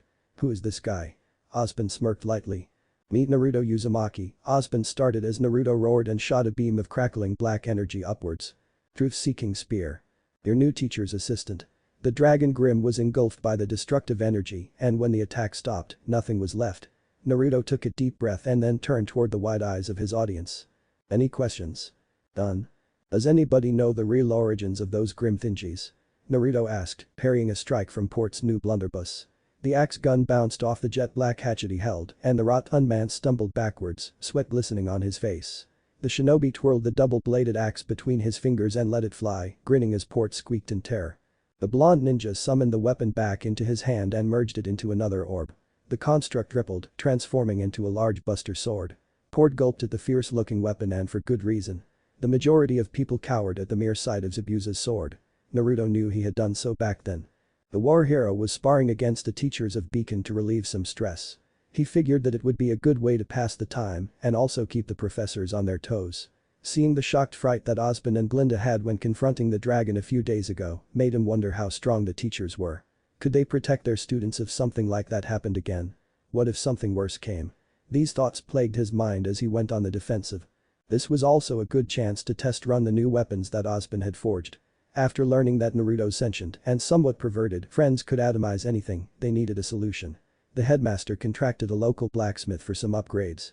Port's new weapon seemed to be the same, save for a darker red hue, thanks to the fact that it was forged in dust. The natural energy propellant gave it resistance to the truth-seeking ball's disintegration effect. Ozpin had even created a little something for the students for when Naruto went around with them. The history behind Grimm has always been one of speculation. They've been roaming around for thousands of years, Oobleck stated, casually pulling out his coffee mug. The teacher spun it and aimed his newfound bazooka at the boy. Naruto blanched. What the fuck? What is with this world and weird weapons? He screamed in his head whilst batting a large blast of fire away from a freaking bazooka. It spun off course and exploded into the barrier Glinda had set up. So did you all just guess what those things are? He asked after seeing no attacks coming his way. We know what they are. He dodged a barrage of icicles from Glinda and then used his remaining truth-seeking balls as steps to gain higher ground. They're beasts that are attracted to large negative emotions. But their origins have always been mysterious.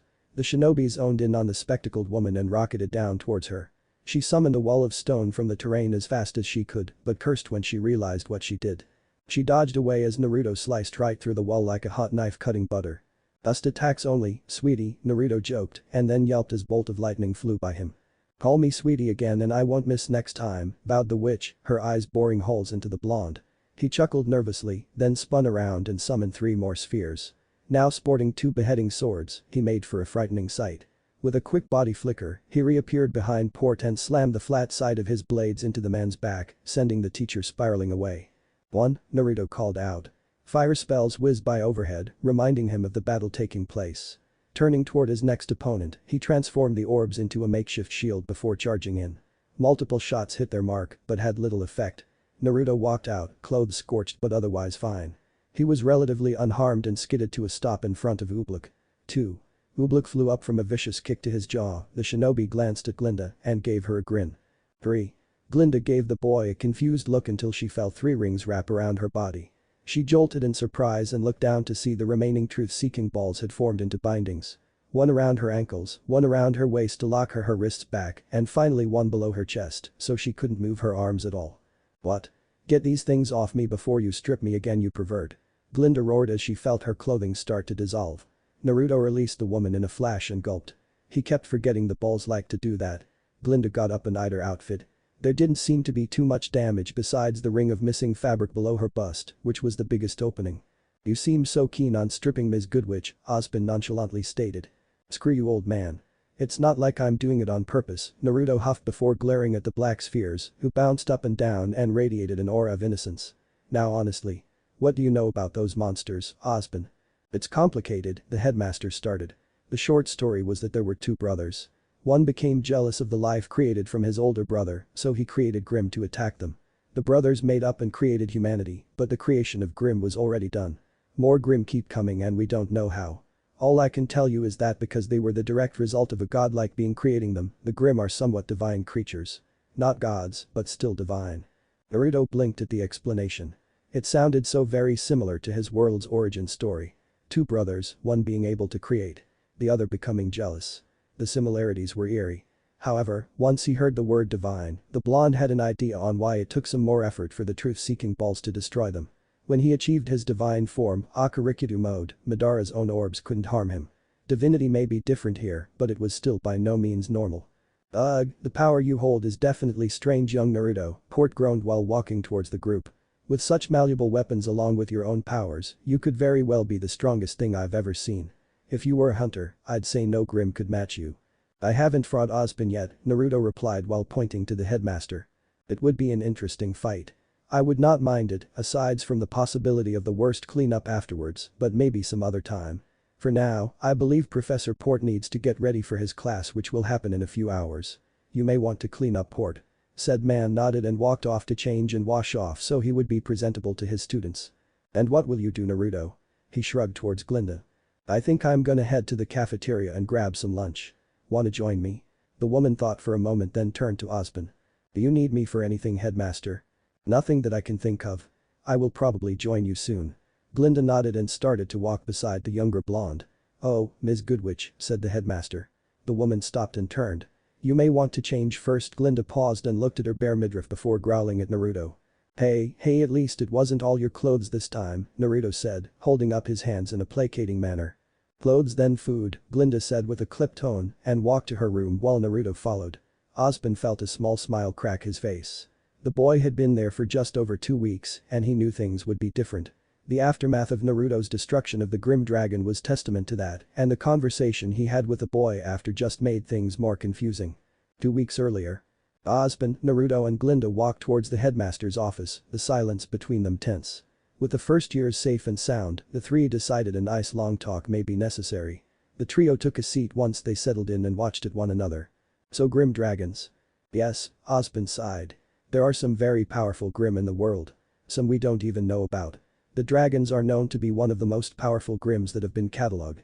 The fact that it was awakened makes me wonder how. Right, that may be because of me. The boy scratched his head as he tried to think about what to say. He had secrets to keep, but some things needed to be explained, if not for the trust it would build, then for the safety of everyone. Where I'm from, there are 9 creatures called Biju. They are powerful entities made of chakra known to be able to cause disastrous levels of destruction. When I was a baby, my father was forced to seal the strongest into me at the cost of his life. It was a male 9-tailed fox. Your own father did this to you, Glinda gasped.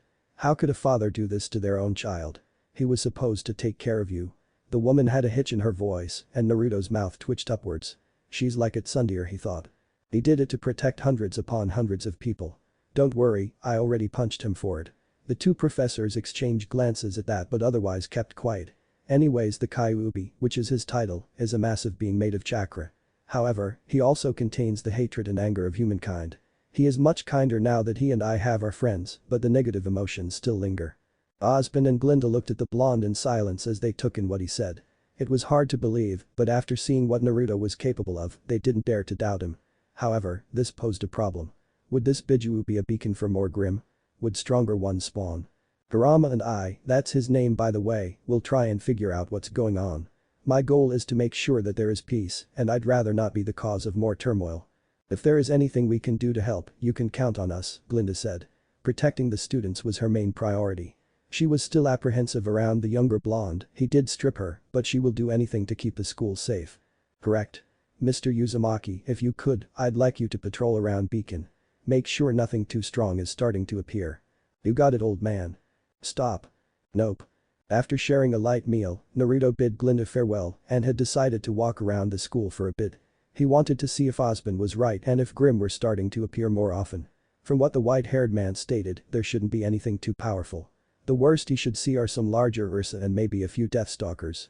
As he was walking through the halls, he heard Ublik's voice and peeked into the classroom the man was teaching in. It seemed that the green-haired doctor had the second-year students in the class. The blonde was about to leave when he heard his name being called. Ah, Mr. Uzumaki. Come in.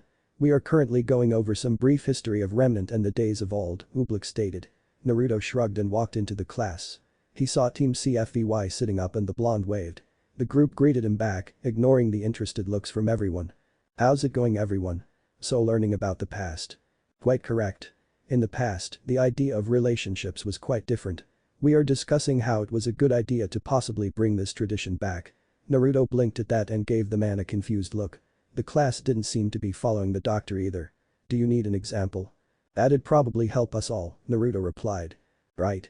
It was here that Ublik zoomed up the steps and grabbed Velvet and Coco by their collars before running back to the front. All Naruto saw was a green blur, and he shivered. If Ublik started talking about youth, the blonde was going to lose his shit. Boy, what's the big idea? Coco yelled as she and Velvet were pushed up against the blonde taa.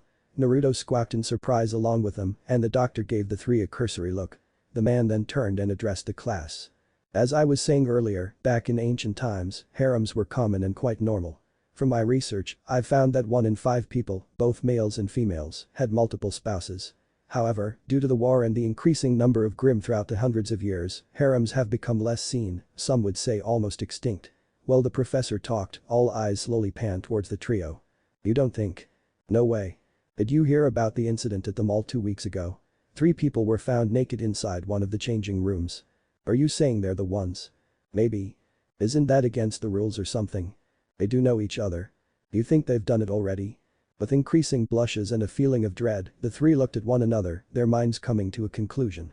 Naruto had to stop this before their reputation was burned to the ground. Professor Ublik. Let's go to a different topic, he said in hopes of never bringing the incident back up. And I am quite proud, Ublik continued whilst completely ignoring the blonde, that these three here have decided to reignite the old ways. I have personally seen the start of this blossoming relationship as they held each other in the dressing room. All was silent after that moment, several jaws nearly touching the ground and wide eyes staring straight at the trio. "I knew it," shouted a random student. "This cannot be happening." Velvet did her best to shrink in on herself, her ears folding themselves and covering her face as she turned an unearthly shade of red. Coco's face had become bright scarlet as she pulled her beret down to hide from the world. Naruto, well, none of his training could ever prepare him for such a moment, so the poor teen was left a sputtering mess. I'm just gonna go," Naruto said. He started to head out when he felt a tug on his jacket. He looked behind him to see the two girls using his body to shield themselves from the gazes of the class. "Yeah, and Team CFVY has a mission, so bye." In a burst of speed, the blonde ninja had scooped up the girls and grabbed the two males of the team. They left in a blur, and the class was left staring at the professor who looked full of pride at this development. He gave a little sniff and wiped his eyes. "Ah, young love. They were such excellent students, devoted into restoring the old traditions." He couldn't have been more proud. Stupid Oobleck and his stupid green hair. Stupid glasses and stupid history lesson, stupid. Naruto kept himself a fair distance away from the livid Coco. The girl was currently stomping through the forests outside Beacon with the rest of Team CFVY, a trail of fallen and shattered trees in their wake. Velvet lagged behind the leader, an angry blush still gracing her face. If one were to look close enough, they could see the steam rising from her cheeks. Naruto conversed with the males of the group to do his best to take his mind off the classroom debacle. "So you guys okay with doing a little recon?" Naruto asked as he adjusted his mother's scarf. It was getting cold out and Naruto had missed the comfort of his scarf. He hadn't worn it since he had used it as a loincloth. "I have no problem with it. If it gets me out of class I'm perfectly fine," Fox replied. Yatsu nodded, agreeing. They were fighters at heart. Staying inside to hear lectures just didn't sit well with any of them, especially if the topic was anything like the harem thing. Naruto could relate. He wanted to say more, but Coco started to smash her foot on a tree in her fury and the boy thought it was time to cool her down. "Coco," Naruto said and put a hand on her shoulder. "What?" Coco swung around, missing Naruto with inches to spare and inadvertently swinging her handbag into a tree. The large pine was uprooted and flew into the debris surrounding it. The ninja's jaw dropped at the destruction of the purse. Feel better?" "Much." Yatsu patted Naruto's shoulder while the ninja surveyed the damage. What the hell was in that purse? The boy gave it another cursory glance before moving on. No use in thinking too much about it. He led the group further into the forests and they came upon the temple where the ninja had appeared. He stopped and surveyed the area. There were numerous cracks and some craters littered about. Naruto couldn't help but preen at how his battle with the dragon went. "I heard you went pretty crazy here," Yatsu said. Naruto turned to the group who was marveling at the destruction. He forgot that the second years weren't there to witness his battle. "You could say that. The dragon was pretty strong, but nothing I couldn't handle." Naruto puffed his chest out in pride at the team's amazed looks. "So the rumor was true? You really beat a grim dragon?" Coco asked. "I heard some people talking about it. It became a rumor, like one of those have you heard stories." "I heard from Team RWBY that you were flying around," Fox chimed in. "You know Team RWBY? Kind of hard not to when their leader was the one talking non-stop about it," Coco commented dryly. "Huh." Naruto blinked. "But anyways, yeah. I had to fly over and protect the tiny ones from the big bad dragon." "Tiny ones?" Yatsu asked in a raised eyebrow. "Aren't you the same age as us?" "Shut up, Yatsu." Said boy snickered at the pouting blonde. Naruto huffed and continued forward. "Besides, while the dragon was strong, it wasn't anything I haven't faced before." He was somewhat amazed that the people training to hunt these wild grim would be so shocked. Then again, Naruto remembered that they haven't been in the life-threatening situations he was in when he was much younger than them. Naruto sighed wistfully and reminisced the first time he thought he was going to die. He thought he could take on the world in the past, what naive thinking. Looking back, he really did luck out. However, now that he had an idea of what he could do, he couldn't help but wish for a rematch from those of his past, provided they could come back to life anyways. While he daydreamed about shoving Rasengan straight up people's asses, CFVY continued past the mumbling blonde. Velvet gave the boy a confused look but stopped when her ears twitched. "Do you guys hear something?" "Nothing out of the ordinary. Then again no one has that crazy, superhuman hearing like you." Velvet grumbled at Coco's joke before shushing her. Her ears twitched a bit more, eyes scanning the area and then turning towards where she believed was the source of the sound. "What's up, Vel?" "I hear growling." "I'm not sure. Sounds like a Beowulf, but different." The others raised an eyebrow but prepared themselves nevertheless. Naruto stroked his chin and walked ahead of his team. He had seen those wolves before and they weren't a big problem, though the sound changing was an interesting bit. While he moved, a distorted malice-filled howl pierced the air, sending goosebumps across their skin. They watched as the trees ahead were torn asunder and a large shadow came closer. Through the bush a figure blurred into view and then stood proudly in front of the group. It let out a spine-chilling roar, the force of which nearly blew them away. Two giant bone-like gauntlets covered its forearms, leaving heavy imprints in the ground. The creature's body hunched over and sniffed the area, its claws scraping into the earth. Numerous red spikes protruded from the beast's back like angry flames shooting forth. Bone-white armor coated its black inky exterior. Eyes that a beowulf. Velvet stuttered while subconsciously taking a step back. The students knew exactly what the beowulfs looked like. Contrary to their names, they didn't look as wolf-like as they sounded, standing on two legs more often than all four. They resembled werewolves, but this one dwarfed all other beowulfs that they had seen, and it was on all fours. And it looked savage.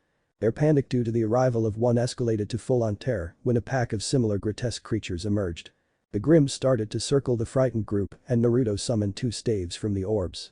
The rest started to circle protectively around the students and their master. The Grimm that first appeared stepped forward and seemed to almost communicate to the others through growls and grunts. Naruto prepared himself and turned to the students. "Look sharp guys. Think you can handle this?" Coco snorted and swung her bag around. "You kidding? This'll be a cakewalk," the spectacled girl said, voice wavering a bit while she surveyed their enemies. CFVY had fought numerous Grimm before, but they were nothing like these monstrous demons that defied their understanding of the beasts of destruction. The blonde gave the girl a look, but said nothing. If she said they could handle themselves, who was he to contradict them? "They're coming." Fox opened his arm blades in response to a beowulf rushing forward. Yatsuhashi unsheathed his greatsword and followed behind the rushing fox. The two boys intersected while scraping their blades together and then threw out the sparks towards the Grimm. Said sparks blinded the monster for a moment, allowing Yatsu to slice forward and try to decapitate the beast. A loud clang was heard and the large boy was shocked as the rebounding force sent him careening backwards. The Grimm huffed in anger and made to impale the still reeling Yatsu. However, it was deterred when Fox slammed his heel into the claw with a flying dive kick. Fox propelled himself up using his impromptu springboard and started to rain down bullets from the barrel of his weapon. The dark-skinned student heard a roar from behind and saw a mutated beowulf come flying from his blind spot. He quickly spun his braces with a click and fired off a shell that spun him to face the offending monster. "Screw off." Fox yelled and went for a slashing elbow strike with howling tail. Like Yatsu, Fox was sent flying back when his tonfa blade ricocheted off. He tried to right himself from the deflected attack but was rocketed into a tree, followed by a loud crunch. Fox groaned as he slid down the trunk and the beowulf went to finish its enemy. It was stopped when an object smashed into its head with the force of a truck. The beowulf yowled in pain and anger but was otherwise unharmed. The beast turned to the source of said pain and found Yatsu. His arm stretched outwards. There was a whoosh and the large boy caught Megumin before holding up the now vicious boomerang. "That wasn't what I expected." Yatsu sulked and shifted the boomerang to its sword mode. "What did you expect was going to happen?" Naruto yelled while deflecting a beowulf claw with his stave. The blonde backflipped away and merged his poles into a spear before thrusting at the offending appendage. Naruto was quite displeased when the spear bounced off like it did to the Grim Dragon. His attack did, however, make cracks along the beast's claw. The Grim screeched in pain and backed off. Murky brown fluid sprayed from the beast's injuries and Naruto held in a gag. "Gross. Is that your blood? What happened to the nice green? Is the color of blood really that important?" Naruto turned towards Coco who spun her handbag into an offending Grimm's face. The beast screeched and stumbled backwards. Naruto whistled at the loud crunch that came from the beowulf's jaw. "It's not that important, but I would say it's a good observation," Naruto replied to Coco. "So keep swinging that purse mace thing around." The blonde spun and sent the black javelin screaming forward, the spear shot towards his Grimm and Naruto twisted his hand at the flying weapon. It rippled then turned into a spiraling drill that smashed into the beast. Said beowulf had raised its bone-like gauntlets to block the drill and the screech of the two opposing forces echoed out. The Grimm seemed to stand up against Naruto's attack until it bore right through its guard. Its arms were torn asunder and brown blood was sprayed into the air. "My turn, big boy." The sound of clicks and clanks alerted Naruto to Coco once more and he watched in a stupor as her purse transformed into a large firearm. "What the hell is that?" "This girl is Santin Dream and it's a dream to use." "No, I mean what is it?" "A high-powered Gatling gun capable of firing 6,000 rounds per minute. It's also able to be loaded with extremely volatile dust rounds that can be fired off as charged shots." Naruto was silent and gazed at the gold and brown rotary cannon. Just shoot." With pleasure. Coco cocked the gun with a click and then Naruto was given a very visual representation on why to never piss the girl off. A hailstorm of bullets were unleashed upon the unarmed Grim. The monster could do nothing while being bombarded. After a minute or two Coco lifted her gun and frowned. That thing should be mush. Why the hell is it still alive? The girl's ire was well founded due to the fact that the Grim wasn't reduced to a pile of gore that should have disappeared in dust. You damaged the bastard, that's for sure. Looks like it still got some fight though. Naruto summoned his orbs back and had them form his rods once more. I'll finish this one. Naruto was a rocket flying towards the winded monster. He pushed off the ground leaving a cloud of dust in his wake and started to spin violently. The first stave slammed into the Grim's snout, leaving it dazed. The second hit opened its guard and that was all the hurricane needed to make its foe succumb. After Naruto's whirlwind of destruction, he landed in a crouch and turned to the falling Beowulf. Brown blood erupted out in a volcano of carnage that suddenly blew away to the wind in a dusty mist. Woot. You go Blondie. Coco yelled out in glee. Looking at Naruto defeating a powerful foe gave her a boost of confidence. Perhaps these Grim were just a bit odd, even if they looked different they were still monsters that she was trained to destroy. Naruto waved back and stood up when the force of a sledgehammer smashed into his back. Naruto. The blonde skipped across the ground before righting himself. He slid to a stop in Velvet's arms who started to dote on him furiously. Are you okay? Is anything broken? Can you hear me? Naruto shook away the cobwebs and grunted. That hurt. I'm fine Vel. Just surprised. Got blindsided, that's what I get for showing off. The truth-seeking orbs rotated around the boy, almost like they were surveying him for damage. Odd things. How many are left? 3 more. Gyatso and Fox still haven't beaten theirs, Coco had to go back to the one she was just fighting, and then there is, a roar cut off Velvet, and the two of them quickly stood up to meet their foe. Naruto pointed towards his bunny companion, and 3 orbs floated next to her. Don't hurt her, and do not strip her. The balls shook as if they giggled and orbited around Velvet. Those will be able to transform into any weapon you can think of, but you'll have to tell them. They're only mentally connected to me. Got it? Right. Naruto watched Afrana step forward and hold her hand out. Ruby sighed. The truth-seeking balls flew down and rippled into a replica of Ruby's weapon. Velvet spun it around and glowed briefly. She rushed at the Grim and spun on her heel. The scythe tried to carve into the Grim's body and left sparks in its wake.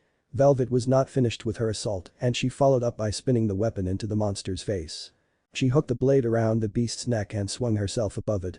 At the apex of her swing, Velvet started spinning downwards, a buzzsaw of death and destruction. Once the scythe made contact with the Grim, a loud screeching sound permeated the air. A moment later, Velvet was thrown backwards by the injured monster. She tumbled and spun downwards, but Naruto was quick to grab her before she hit the ground. That was Ruby's move. How the fuck were you able to do that? Naruto asked. Velvet rubbed her head and gave her rescuer a timid look. She didn't really like her semblance. She felt bad because she could instantly copy others' hard work with her skill. It got her as far as it had though, and she looked at it as a strength. I can copy other people's fighting styles after seeing it. Oh my god. There is another Sharingan here. What? Nothing, watch out. Naruto grabbed the Faunus as the Grim slammed its claws down on the spot they were occupying. Focus. Everyone regroup and stand behind me. My turn. Naruto stepped in front of Team CFVY and had the remaining truth-seeking orbs orbit him before making 2 into rods. Come on ugly. The blonde erupted into golden chakra, his Rikido mode activated and flashed into the face of the attacking Beowulf. He swung multiple times and the Grim flew backwards. Naruto dropped and growled. There wasn't a crack on the beast from the Gudu weapons. Alright, let's try again. Naruto focused and created multiple arms of chakra. The arms grabbed the beasts and threw them. They landed together and Naruto brought the chakra limbs back and each one formed a swirling ball of chakra. They sprang forward and slammed their respective attacks into the stunned monsters. Rasengan riot. Naruto roared. The attacks hit their mark and the Grim screeched in pain. They were sent spiraling away and turned tail. Naruto made to chase after them but was stopped when Coco called out to him. Wait. We need to tell the headmaster. That wasn't normal. Naruto took a deep breath before releasing his hold on his Rikido mode. In the past he would have chased after the Grim, but after the war, the blonde had learned that proper planning could save and he wouldn't be sure how many more of them would be out there. He doubted the Team CFVY would have came out somewhat unharmed if it wasn't for his intervention. Let's go. Team CFVY went ahead and Naruto powered into his Rikudo mode once more before quickly making a shadow clone. Follow the Grim. The clone nodded and zoomed off. He watched the clone fly away before frowning. This isn't good. What if Naruto gets 6 passage mode early rwby? And thanks for watching my video till the end. If you enjoy this content, then do consider subscribing to my channel and leave a like if you guys need the next part, comment down, and thanks for watching the video and see you guys in the next video.